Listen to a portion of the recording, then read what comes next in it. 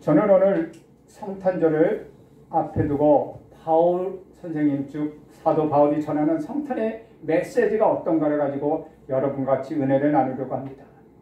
지금으로부터 약 1600년 전에 교황 줄리어스 1세가 12월 25일을 성탄절 예수 그리스도의 탄생일로 지정한 이후에 우리 교회들은 이날을 성탄절로 지키고 있습니다. 오늘날에는 성탄의 교회뿐만 아니라 세상의 모든 사람들이 기념할 날이 되었습니다. 이 날이 되면 불신자들도 마음이 들뜨게 됩니다. 거리에서 울려 퍼져나오는 캐롤송과 성탄절 트리 그리고 저 윈도에 쓰는 크리스마스 장식을 보고 마음이 부풀기도 합니다. 그 사람들이 성탄의 의미를 잘 알아서가 아니라 성탄절의 분위기의 영향을 받았다는 것입니다. 마태는 예수님을 임마누엘이라는 말로 요약해서 말하고 있습니다. 하나님이 우리와 함께 하신다는 뜻입니다. 외롭고 쓸쓸하고 두려움을 겪어보지 않은 사람들은 이 임마누엘이라는 단어가 주는 든든함을 이해할 수가 없습니다. 누가는 들에서 양을 치는 목자들에게 들려온 천사들의 노래를 기록하고 있습니다. 두려워하지 말라. 나는 온 백성에게 기쁜 소식이 될 소식을 너희에게 전하여 준다. 이것이 성탄절의 기본적인 징조는 기쁨이라는 것입니다. 요한은 우리 예수님을 참빛으로 소개하고 있습니다. 어둠의 가운데서 어둠이 짙은 가운데서 그런 세상에서 빛이라는 은유가 그렇게 가슴에 떨리게 다가오지는 않을 것입니다. 코로나로 인해 터전이 흔들린 것처럼 살기가 아득한 이 시대에도 우리 주님이 주시는 든든함, 기쁨으로 그리고 빛으로 오신 것을 우리는 기념하고 있습니다. 이 세상에서 이미 누릴 것을 다 누린 사람들, 다른 이들의 고통을 아랑곳하지 않고 홀로 만족하는 사람들은 그분을 맞이할 수가 없습니다. 이것은 예나 지금이나 변함없는 현실입니다. 가장 연약한 모습으로 오시는 주님을 영접하는 순간 우리 속에 있는 거친 것들, 폭력적인 것들은 모두 사라지기 마련입니다. 우리가 이렇게 기쁜 마음으로 성탄절을 축하하는 것은 바로 그것 때문입니다. 저는 이맘때만 되면 떠오르는 이야기가 있습니다. 세계 1차 대전이 벌어지고 있었던 1914년 12월 24일 저녁 프랑드르 전선에서 일어났던 일입니다.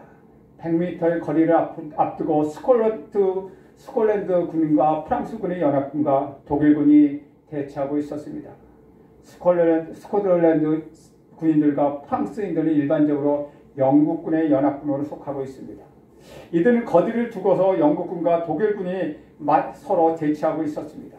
치열한 총격전으로 많은 동료들이 죽었고 남은 병사들은 참호설에서 잠시 숨을 돌리고 있었습니다. 그런데 독일군 한 병사가 나지막하게 노래를 부르기 시작합니다. 고요한 밤, 거룩한 밤. 그 노랫소리가 어둠의 긴 전선의 참호 위로 울려 펴졌습니다. 그렇게 노래 몇 곳이 이어지더니 말없이 기울 그리던 병사들이 누구나 할 것 없이 따라 부르기 시작하였고 그 노래가 곧 합창이 되었습니다. 이상한 감동이 그들을 사로잡았습니다. 어리둥절했던 영국군 진영에서 박수 소리가 울려 퍼져나왔습니다. 그리고 독일군 병사 하나가 몸을 드러낸 채 큰 소리로 외쳤습니다. 메리 크리스마스 잉글리시맨. We not shoot, you not shoot. 우리도 총을 쏘지 않을 테니 너희도 총을 쏘지 말라는 것입니다. 한 병사가 참호 위에 쌓아올린 흉벽 위에 불을 밝힌 초를 올려놓자 잠시 후에 곳곳에서 초가 밝혀지기 시작했습니다. 크리스마스 이브였습니다. 양 진영의 병사들은 그때부터 총을 내려놓았습니다. 휴전이 이루어진 것입니다. 이들은 이후에 서로 만나 이야기를 나누고 축구도 함께 하였습니다. 병사들을 괴롭히는 이와 지휘를 퇴치하는 방법들 서로들 노하우를 가르쳐주기도 하였습니다. 그리고 그 두 전선 사이에는 물린지대에 널려있던 시체들을 함께 묻어주기 시작했습니다. 만나고 보니 그들은 다 악마가 아니었습니다. 그 전쟁은 자기들의 전쟁이 아니라는 사실을 그들은 깨달았습니다. 서로의 생명을 소중히 여기기 시작하였습니다. 이것이 크리스마스 즉 성탄절이 만들어낸 기적이었습니다. 성경에 오늘만큼 성탄절의 의미와 목적을 정확히 설명한 것은 더 이상 찾을 수가 없었습니다. 대부분 성탄절 이야기는 사복음서에 나와 있습니다. 하지만 성경을 자세히 읽다 보면은 마가복음에는 성탄절 이야기가 나오지 않습니다. 마태복음과 주로 누가복음에 집중되어 있고 요한복음에는 잠깐 언급되어 있습니다. 그런데 복음서마다 성탄절을 조금씩 다른 관점에서 설명하고 있습니다. 왜냐하면 그 책들을 기록했을 때 다른 독자들을 염두에 두고 썼기 때문입니다. 마태복음은 유대인을 대상으로 기록했기 때문에 구약 성경에 나오는 예언의 성취로 우리 예수님이 태어났다고 설명하고 있습니다. 누가복음은 이방인 데오빌로 가카야의 대상으로 기록하고 있기 때문에 누가 본인이 또 의사였기 때문에 가난한 자와 연약한 자 이야기를 많이 기록하고 있습니다. 그렇기 때문에 성탄절 이야기도 예수님의 인성을 강조하고 있습니다. 반면에 요한복음은 온 세상을 대상으로 기록하고 있기 때문에 우리 예수님의 신성을 더 강조하고 있습니다. 그런데 오늘 우리가 읽은 이 갈라디아서 본문에는 마태, 누가, 요한이 전하는 성탄절 메시지의 관점을 모두 담고 있다는 것입니다. 그래서 오늘은 바울이 전하는 이 성탄절 메시지가 어떤 것을 살펴보고 서로 은혜를 가지고 나누고자 합니다. 바울은 성탄절의 의미를 이렇게 얘기하고 있습니다. 첫째는 하나님께서 그 아들을 보내셨다. 4절 맨 앞에 보면 때가 참에 하나님이 그 아들을 보내사라고 기록하고 있습니다. 하나님을 아들이 보내사, 이것은 예수 그리스도의 신성을 강조하고 있는 말씀입니다. 보내셨다는 것은 이미 존재하는 우리 예수님을 보내셨다는 말씀입니다. 예수님은 마리아의 모태에서 처음으로 생기신 그런 분이 아닙니다. 그래서 예수님이 오심은 신학적으로 정확히 말씀드리면 단순한 출생이 아니라 성육신이라고 우리는 말하고 있습니다. 이것을 가장 잘 설명하는 사람은 또한 사도 요한입니다. 요한복음 1장 1절에서 3절에 보면 이렇게 기록하고 있습니다. 태초에 말씀이 계시니라. 이 말씀이 하나님과 함께 계셨으니 이 말씀은 곧 하나님이시니라. 그가 태초에 하나님과 함께 계셨고 만물이 그로 말미암아 지은 바 되었으니 지은 것이 하나도 그가 없이는 된 것이 없느니라. 여기서 태초는 천지 창조 이전의 시대를 얘기하고 있습니다. 그리고 여기서 말씀은 우리 구주 예수 그리스도를 가르칩니다. 천지 만물이 창조되기 전에 예수님께서는 이미 하나님과 함께 계셨다고 말씀하고 있습니다. 그렇다면 사도 요한은 왜 태초에 예수께서 계셨다고 말씀하시지 않고 태초에 말씀이 계셨다고 설명을 하고 있을까요? 많은 신학자는 이것을 설명하기 위하여 말씀에 해당하는 히브리어 로고스의 철학적 의미를 찾아서 설명하고 있습니다. 그러나 저는 싱클레어 퍼커슨 교수가 설명하는 말씀, 그것이 참 마음에 들었습니다. 그는 이렇게 설명하고 있습니다. 우리는 하나님의 말씀으로 만물이 생겨났다는 말을 거듭 듣는다. 하나님이 하신 말씀은 좋은 것을 창조했고 그 결과 모든 피조물은 심히 좋았다. 그런데 요한은 우리에게 예수님은 하나님이 사용하신 그 말씀이라고 말하고 있다. 즉 예수님으로 말미암아 만물이 창조되었다. 2000년 전 유대 땅 베들레헴의 아기로 나신 우리 예수님은 온 천하 만물을 창조하신 창조주였다는 것입니다. 그렇기 때문에 예수님은 온 만물보다도 더 크신 분이십니다. 그런데 이 온 만물의 창조주가 유대 땅 베들레헴의 아기로 태어나신 것입니다. 이것은 기적 중에 기적이었습니다. 왜냐하면 우리 상식적으로는 큰 것이 작은 것에 들어갈 수는 없기 때문입니다.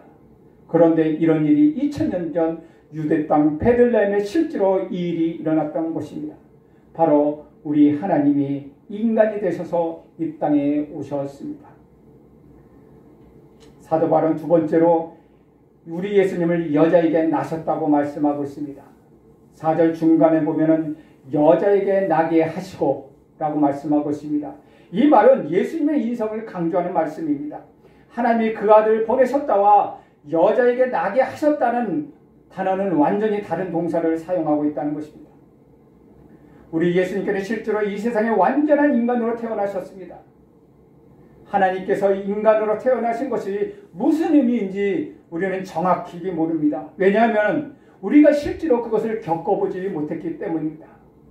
우리 중 그 누구도 하나님에서 인간이 되지는 않았기 때문입니다.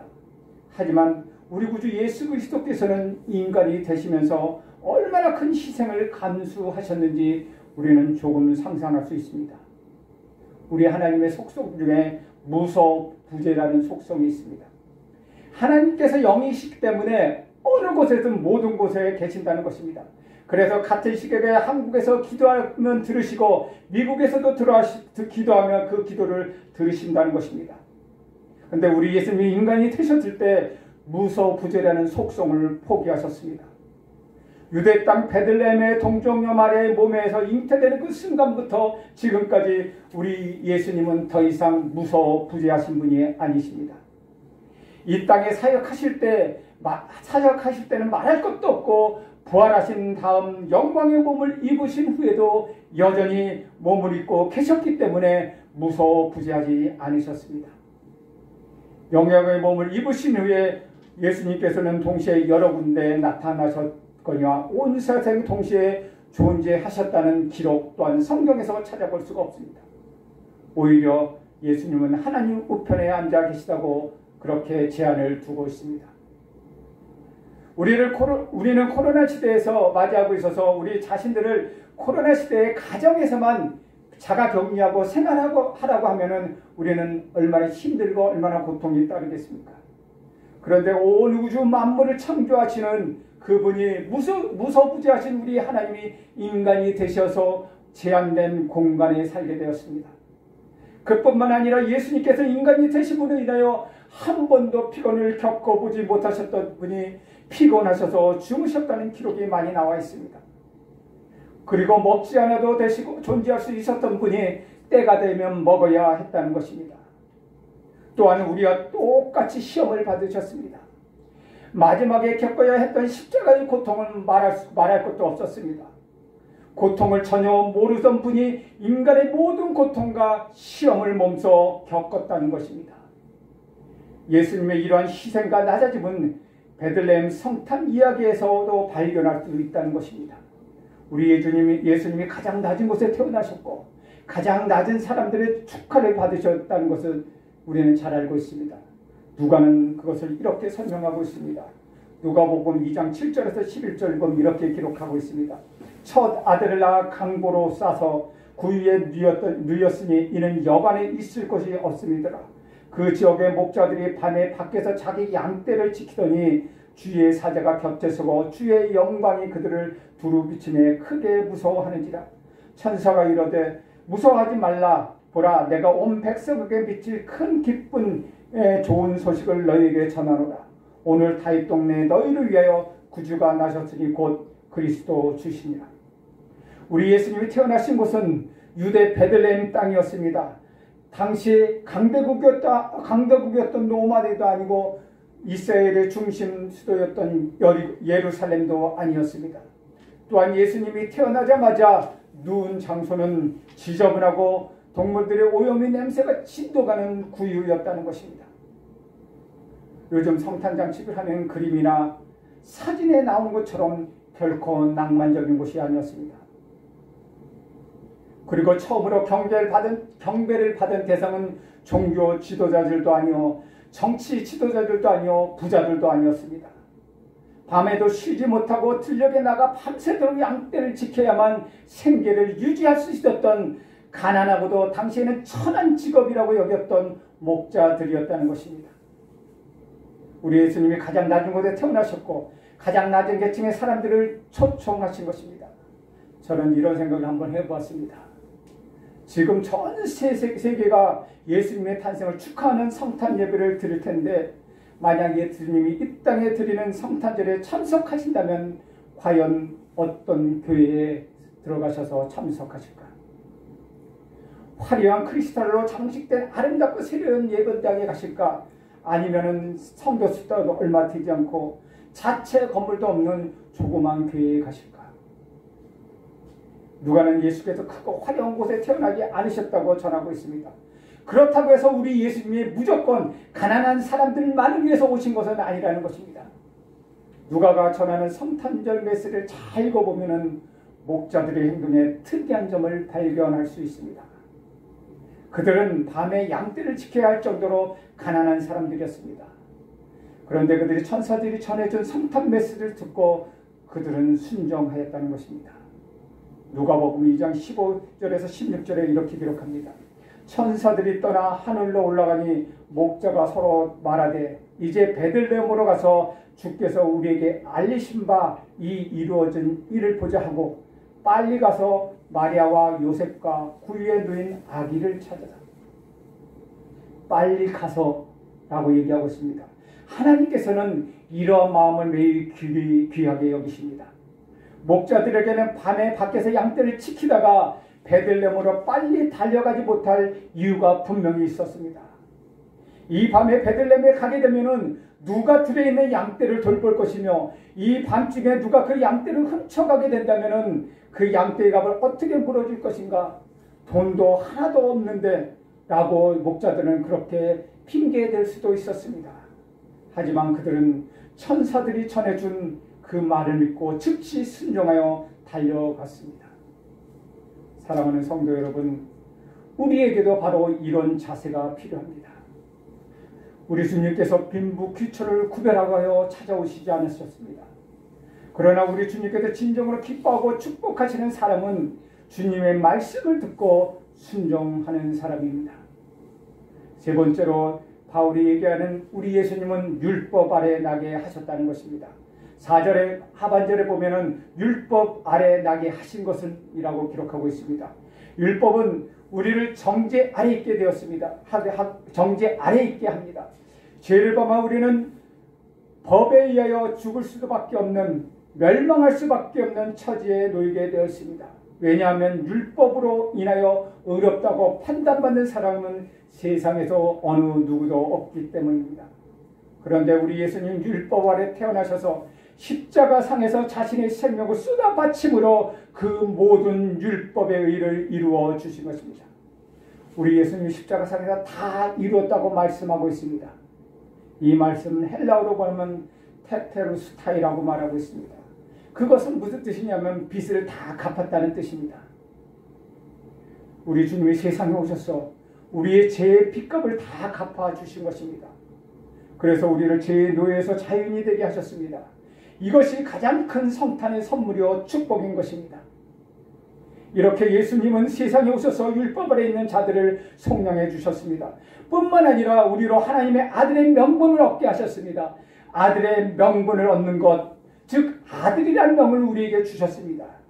그래서 이제는 우리는 더 이상 종이 아니라 아들의 유업을 얻게 되었다는 것입니다.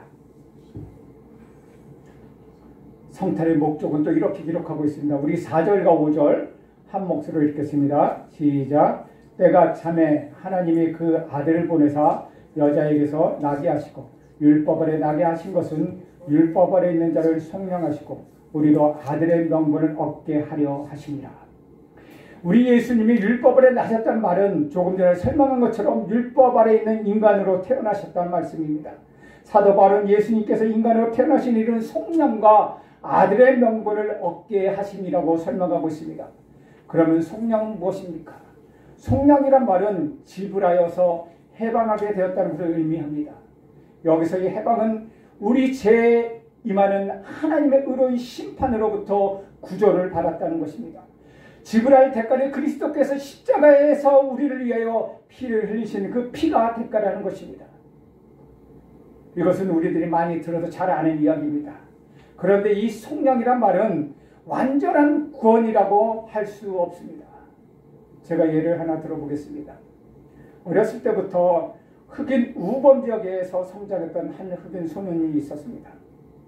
그가 보고 배운 것은 도둑질하는 것이요, 술 마시는 것이요, 마약과 폭력이 전부였습니다. 이 소년은 처음에는 좀도둑으로 시작했다가 커가면서 큰 사기를 치기 시작하였습니다. 결국 그러다가 경찰에 붙잡혔고 이 흑인 소년에게 내려진 형벌은 벌금 100만 불이라는 것입니다. 그 돈은 그에게 엄청난 돈이었고 엄청난 벌금형이었습니다. 이 돈을 내지 못하면 젊은 시절을 모두 교도소에서 보내야만 했습니다. 소년의 능력으로는 도저히 갚을 수 없는 금액이어서 교도에서 갈 수밖에 없는 상황이었습니다. 그런데 판사가 자신의 전 재산을 팔아서 이 흑인의 벌금을 대신 내주었습니다. 우리는 이것을 속량이라고 말할 수 있습니다. 값을 지불하여 해방시킨 것입니다. 그런데 이렇게 속량받은 이 흑인 소년을 그대로 사회로 돌려보낸다면 또다시 범죄를 저지르게 교도소에 들어갈 확률이 높았습니다. 왜냐하면 이 흑인 소년이 할 수 있는 것이라는 것은 도둑질과 사기밖에 없었기 때문입니다. 이렇게 이 흑인 소년을 제2형벌에서 속량해 주는 것은 반쪽 구원에 불과하다는 것입니다. 완전한 구원은 그 판사가 이 흑인 소년을 자신의 양자로 맞이하는 것이었습니다. 그리고 자기 옆에서 이 흑인 소년을 두고 하나씩 가르치는 것입니다. 그래서 그가 의연한 사회의 구성원이 되게 만들어 주는 것입니다. 이것이 그 흑인으로 인한 완전한 구원이 되는 것입니다. 그러나 이 세상에 어느 누가 이런 일을 할 수 있겠습니까? 누가 벌금을 대신 내어주고 범죄자를 양자로 삼아주겠습니까? 하지만 우리 하나님께서는 이 일을 하셨다는 것입니다. 하나님께서는 세상에 없는 사랑을 우리에게 주신 것입니다. 그래서 하나님의 사랑을 아가페 사랑이라고 말하고 있지 않습니까? 하나님께서는 우리를 제2형벌에서 속량해 주셨을 뿐만 아니라 우리를 자신의 아들로 삼아 주셨습니다. 이 두 가지를 잘 설명하고 있는 사람이 바로 마태입니다. 마태복음 1장 20절에서 23절에 이렇게 기록하고 있습니다. 이 일을 생각할 때 주의 사자가 현몽하여 이르되 다윗의 자손 요셉아 내 아내 마리아 데려오기를 무서워하지 말라. 그에게 잉태된 자는 성령으로 된 것이라.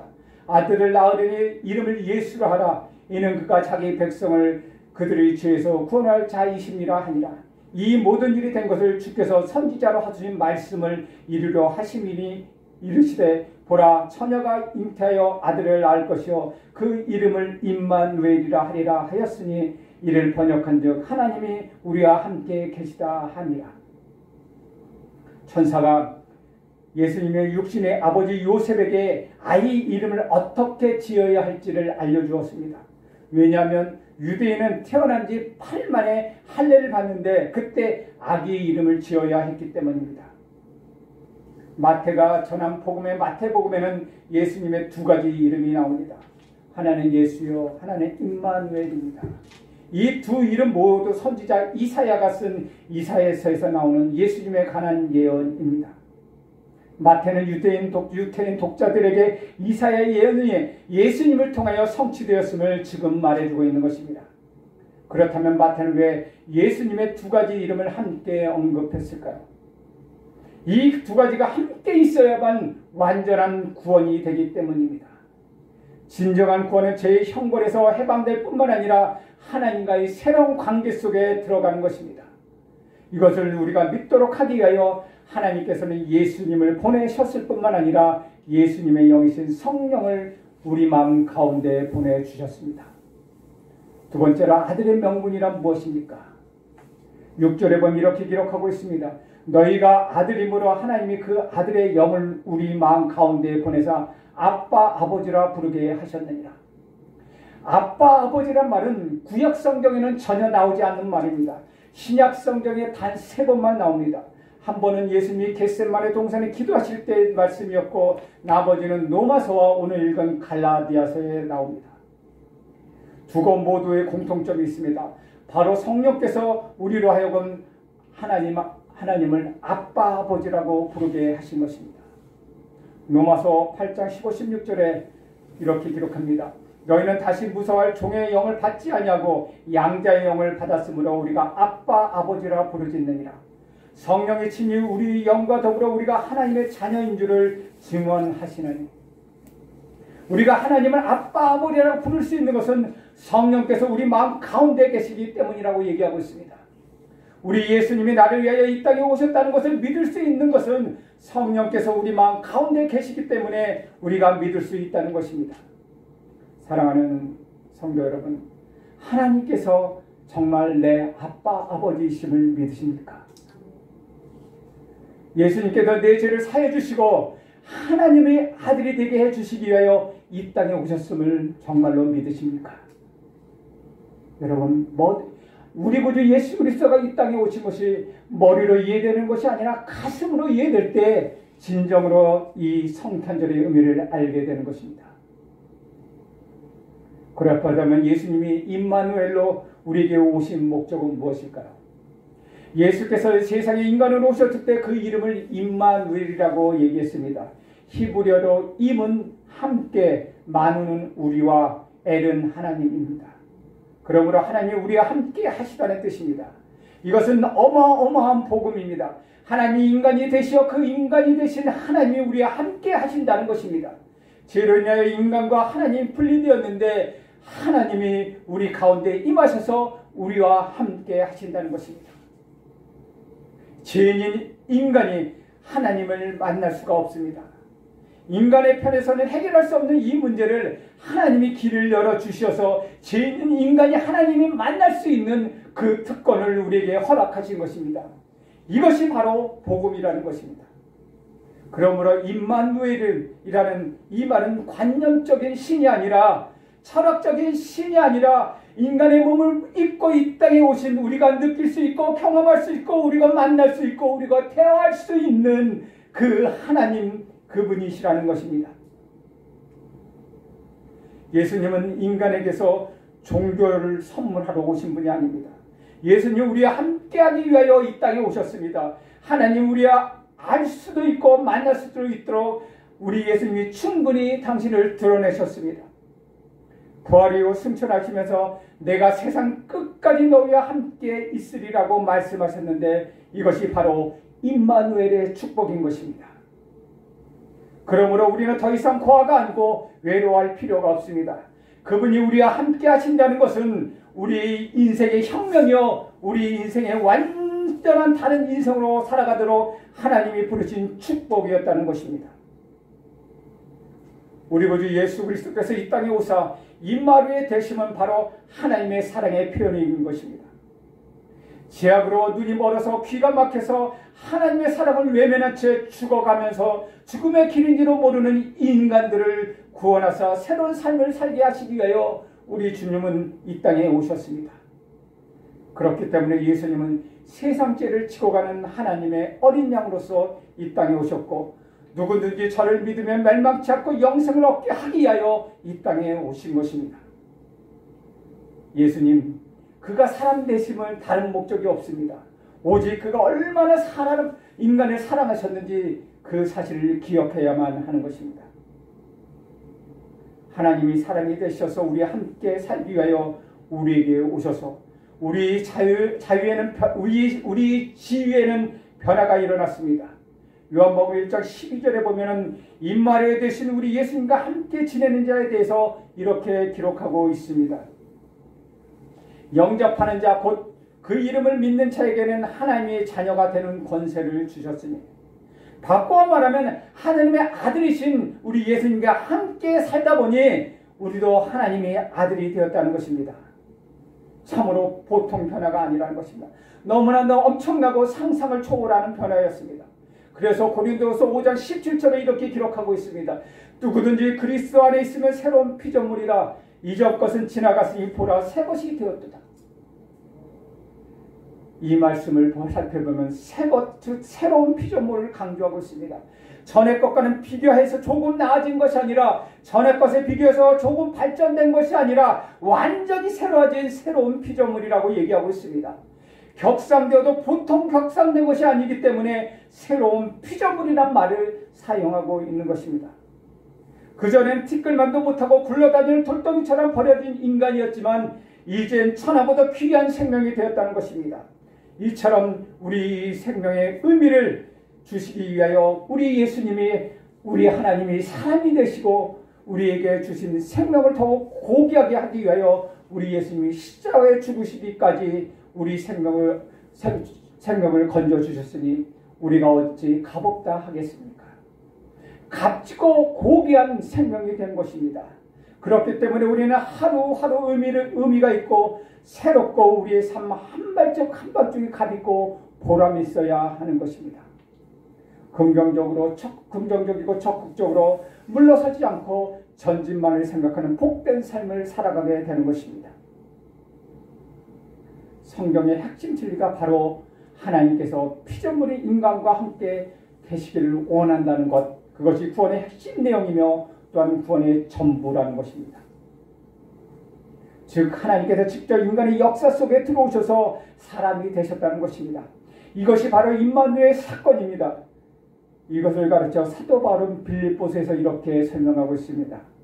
빌립보서 2장 6절에서 8절 우리 한 목소리로 읽겠습니다. 시작. 그는 근본 하나님의 본체시나 하나님과 동등됨을 취할 것으로 여기지 아니하시고 오히려 자기를 비워 종의 형체를 가지사 사람들과 같이 되셨고 사람의 모양으로 나타나사 자기를 낮추시고 죽기까지 복종하셨으니 곧 십자가에 죽으십니다.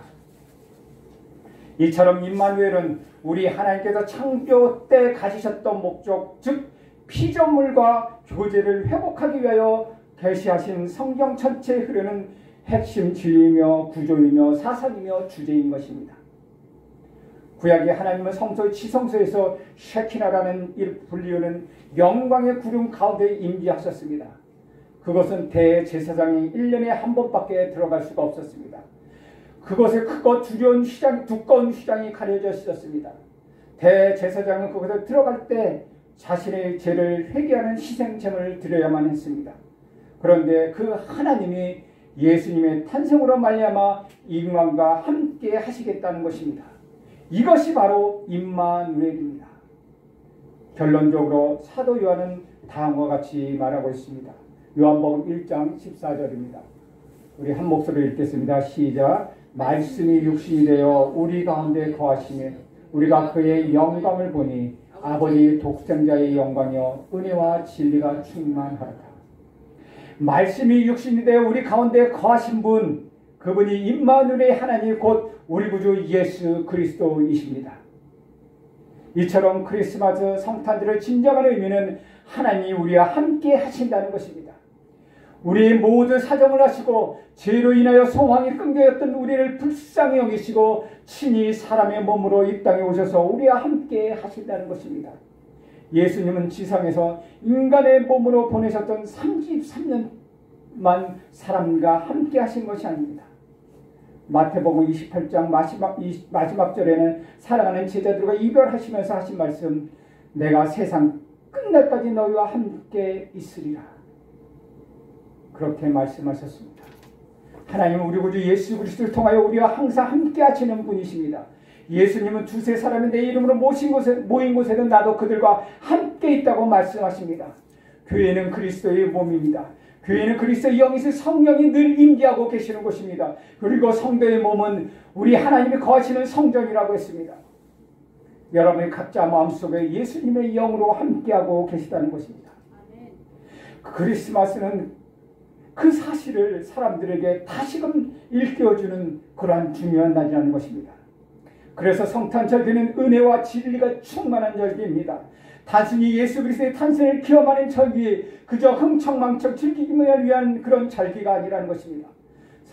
성탄절을 맞이하여 깨닫는 귀한 진리와 기쁨이 있습니다.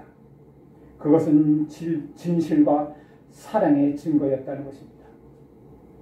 우리 하나님께서 자신의 창조물에 대하여 무한한 사랑과 죄로 인하여 영광된 지위를 상실하여 하나님과 함께 거하며 교제할 수 없는 죄지은 우리 인간을 구원하시기 위하여 친히 역사 가운데 들어오셔서 함께 거하기를 원하시는 아버지 하나님의 끈질긴 사역을 이뤄내신 엄청난 결과였다는 것입니다. 사랑하는 여러분, 습관적인 종교적 관심으로 신앙생활을 끝내지 마십시오. 우리 주님의 임재와 동행을 우리 매일매일 삶 속에 경험한다면 우리의 삶은 근원적으로 바뀌게 될 것입니다. 우리 예수님과 함께 삶을 살아간다는 것처럼 그렇게 감격스럽고 흥분한 말이 또 어디 있겠습니까? 그동안 나 홀로 힘겹게 살아왔습니다. 왜 힘이 들었을까요? 나 홀로 살아왔기 때문입니다. 우리가 우리 집에 주님을 모셔드리면 우리 집에 내가 거하는 은혜를 맛볼 수 있는 것입니다. 우리 안에 거하시고 내가 그분 안에 거하는 이 하나님의 삶을 살아가게 될 때 우리 어둠과 우리 부자유는 끝이 나고 우리 안에 갈등이 사라지고 하나님이 주시는 평강과 은혜를 맛보는 그런 때가 있을 것입니다. 아무라고 어두웠던 유대 역사 속에서 우리 구주 예수 그리스도를 찾아오심으로 강력한 빛이 비치기 시작하였습니다. 우리 구주 예수 그리스도는 빛으로 오셨습니다. 지금 이 자리에 우리와 함께 하시는 우리 구주 예수 그리스도를 보시는 순간 내 마음속에는 어둠은 사라지게 될 것입니다. 우리 구주 예수 그리스도가 우리에게 찾아오실 때 하나님의 화평이 이루어졌던 것처럼 우리 삶에 그분이 찾아오시면 우리 삶의 모든 갈등과 화평이 바뀌는 역사가 일어날 것입니다. 그분의 믿음으로 바라보고 그분을 우리 삶의 모습에 드릴 때 우리 삶의 변화가 일어나고 내가 사는 것이 아니라 내 안에 사시는 그리스도께서 내 삶을 살아주시기 때문입니다.